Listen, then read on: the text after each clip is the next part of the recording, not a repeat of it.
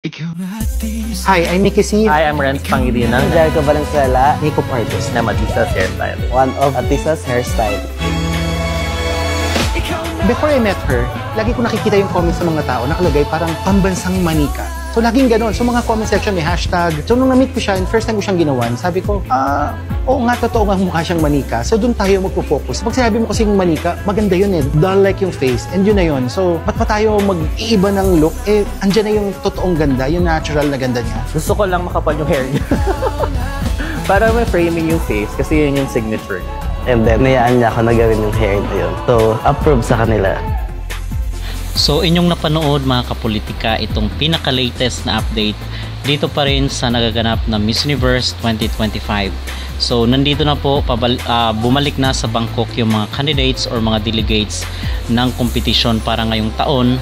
At yung according dito sa video na inilabas ng Miss Universe Philippines ay nasa Thailand na yung national costume ni Atisa Manalo para sa gagawing kompetisyon sa 19. Yung NATCOS nila is sa Wednesday mga kapolitika, November 19, 2025. So pinaka-inaabangan dahil whole day daw po yun, yung national costume, yung kanilang swimsuit, at the same time yung kanilang evening gown.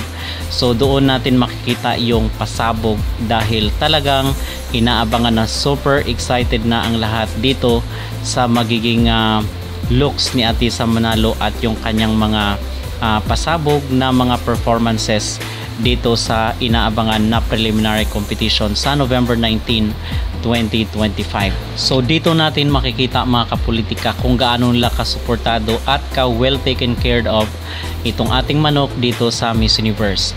And speaking of support, meron pong nagbigay ng 30,000 pesos dito para kay Atisa Manalo sa kanyang botohan, kasi nga parang number 2 na lang tayo doon sa botohan and kinakailangan nating humabol para mapasa atin yung top spot doon sa kanilang mga pa-award sa different categories. Isa sa patunay na mas madaming nagmamahal kay Atisa. Earlier this morning, naisipan ko lang mag-check ng message sa FB page ko na hindi ko naman palagi ginagawa.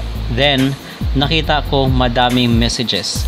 Then yung pinaka-latest is from someone who's asking my help para makavote siya. Sabi ko download lang niya yung Miss Universe app, pero sabi niya hindi daw talaga niya ma-figure out if how. That's why she asked if pwede daw ba na transfer niya sa akin the amount of money. Nagulat ako dahil 30,000 pesos yung ipinadala niya. Pinag-isipan ko mabuti dahil natatakot ako humawak ng pera. After almost 3 hours, I sent her my details. Sabi ko, need ko na talaga i-grab lalo na para sa voting at para kay Atisa. And then, purchase 2,450 votes equivalent to 30,712. Yung excess na 30 ay from free votes. Mas lalo ko naramdam na may mga Pinoy pa din talaga ang handang tumaya at magbigay ng support kay Atisa.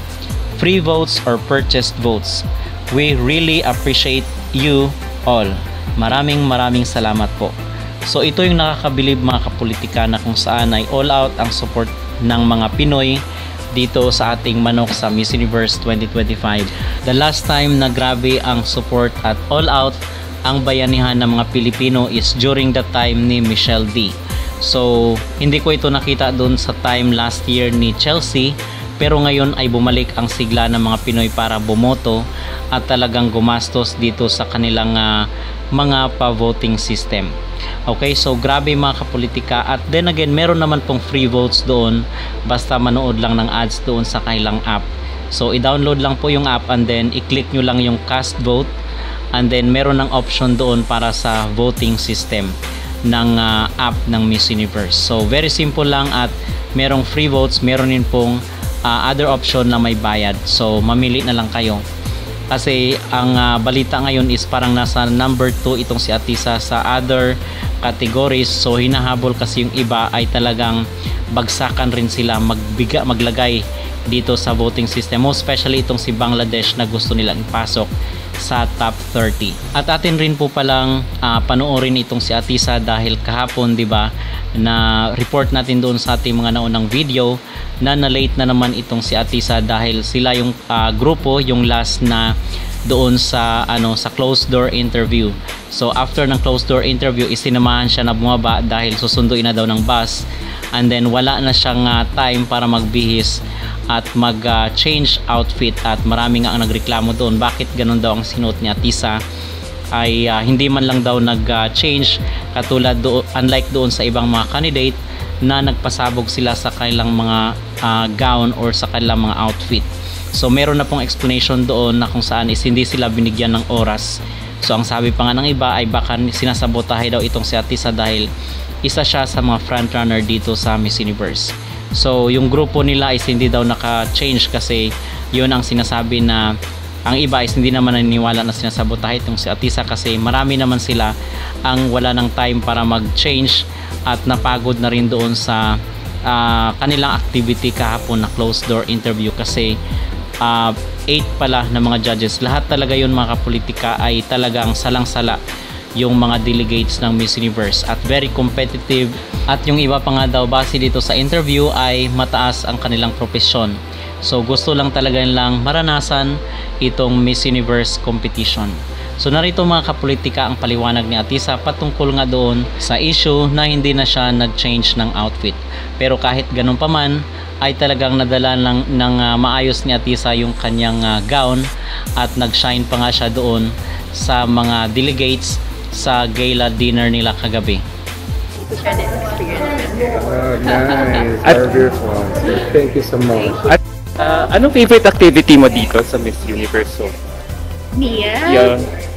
I feel like every activity is my new favorite activity. But if I really had to pick one, it would be the carnival magic. Because I didn't feel like we were working. It felt like we were just there to enjoy As kids. ourselves. Yes.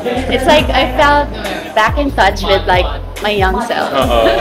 Yeah. Ako, nag-enjoy ako dun sa tribute nila kay yung mga kanta nila for ni Lady Gaga. Alin Napansin mo? yun? Sa cabaret, diba? Yung Simon Magic. That's that afternoon. Yes. Hello? Oh my God! Diyos ko naman! Look here. Oh my God! Venezuela is alive! Venezuela, what have you been chatting with Atisa this last 2 weeks? We've spoke. Not many times. No, Yeah, we're just- far away yeah. from each other. Yeah, we are. But we get along very well, I believe. So yeah, it's really nice to share this experience with us. Okay, look here. It's Venezuela, Atisa. Look here. Okay. Oh my God, both front runners. Love it. Ganda, ang ganda naman ng... What a beautiful coincidence. Thank you so much, guys. Have a good day. Wow. Atisa, we're nearing the end. We're so excited about your prelims, Natkos. Oo. Nakakatuwa. Salamat. Who are you wearing, Atisa? Okay, this pants is by Anthony Ramirez, but the top is by Debbie Coe. All Filipino designers. I make sure to Highlight. showcase the Filipino talent wherever I go here in Thailand. You wear them perfectly. Can you give a message to all your fans and supporters na talaga nag-aabang sa'yo ng updates araw kahit Kahit saan. Oo.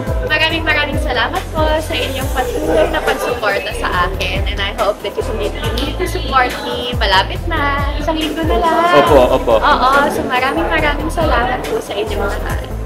Thank you, Atisa. Hindi na lang.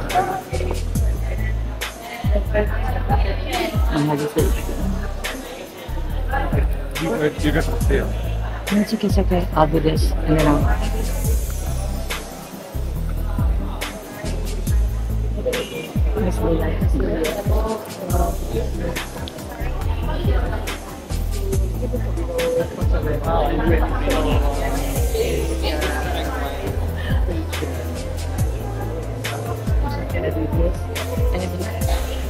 Game.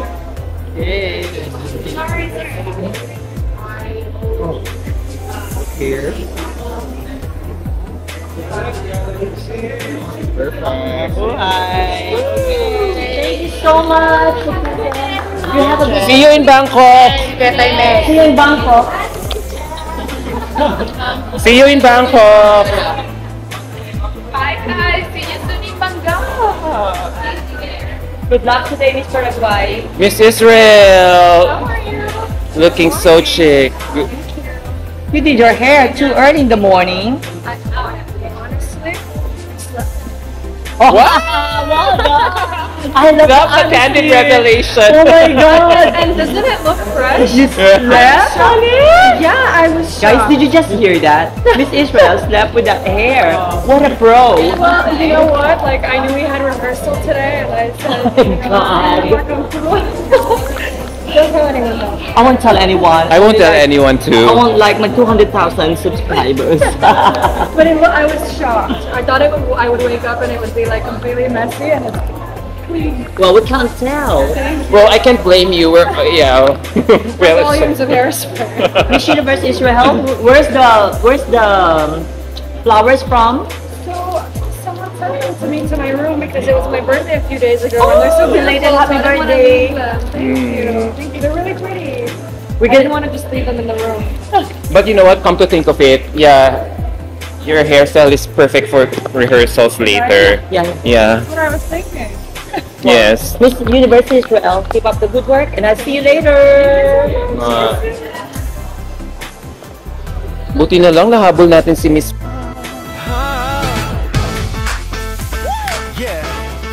Hi, I'm Nicky C, I am Renz Pangilinan, Jericho Valenzuela, makeup artist. na Matisa's hairstylist. one of Atisa's hairstyles. So bright, bawat ngiti mo parang city light. Before I met her, lagi ko nakikita yung comments sa mga tao, nakalagay parang pambansang manika. So laging ganon. So mga comment section may hashtag. So nung na-meet ko siya and first time ko siyang ginawan, sabi ko, oo nga, totoo nga mukha siyang manika. So doon tayo magpo-focus. Pag sinabi mo kasing manika, maganda yun eh. Dull like yung face. And yun na yun. So ba't pa tayo mag-iiba ng look? Eh, andyan na yung totoong ganda, yung natural na ganda niya. So yun yung doon ako nag-focus. O Atisa, o aking reyna, pambansang manika, Pilipinas sa'yo ang corona, susunod kay Catriona, Pia Margui at Gloria. So for Atisa's hair, I wanted her hair to look very lush and fresh. And then also, I added in soft waves to some of the looks to frame her face really nicely. So for her hair this time, we wanted to do like a level up version of her headshot from the Miss Universe Philippines. We wanted it softer, like just a different vibe, but then still really frames her face really nicely. Very like big hair, but still really beautiful. Working with Atisa, very collaborative. Alam niya kung anong look niya, alam niya kung anong gusto niya. And then, nag-meet kami halfway para nagagawa ko rin kung ano yung gusto ko at nababagay naman sa kanya. With the help of Mami Patty, the stylist, AJ Alberto. Three stars and a sun, o kagandahan mong walang hanggan. Nung when I first saw her, I really love her eyes kasi bihira sa mata natin ng mga tao yung pantay yung mata. Si Atisa kasi pantay yung mata niya. Mabilis siyang ayusan pero medyo delikado rin pag sobrang dami ang ilalagay. For me, sakto lang kasi maganda na yung mata niya.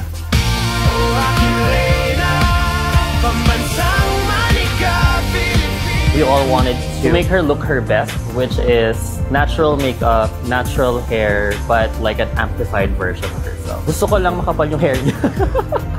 Para may framing yung face kasi yun yung signature. Yes, I feel like that's what she looks best.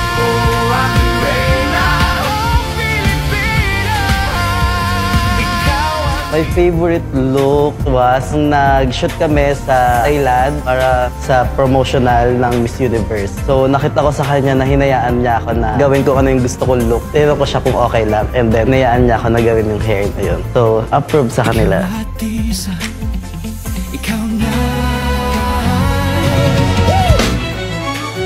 For the collaboration, para sa akin kasi nag-work talaga yan pag nag-uusap kayong tatlo. The stylist, the hairstylist, and the makeup artist. Para sa akin, kung masyadong maganda yung damit, sakto lang yung makeup, pero kung maganda sobra yung hair naman, hindi rin ako nakikipaglaban. So may magbibigay para hindi sobrang over the top lahat. Dapat balanse lang siya, sakto lang, pero may dating. Hindi yung sobrang todo, pero over na. Ito na. Road to Miss Universe 2025.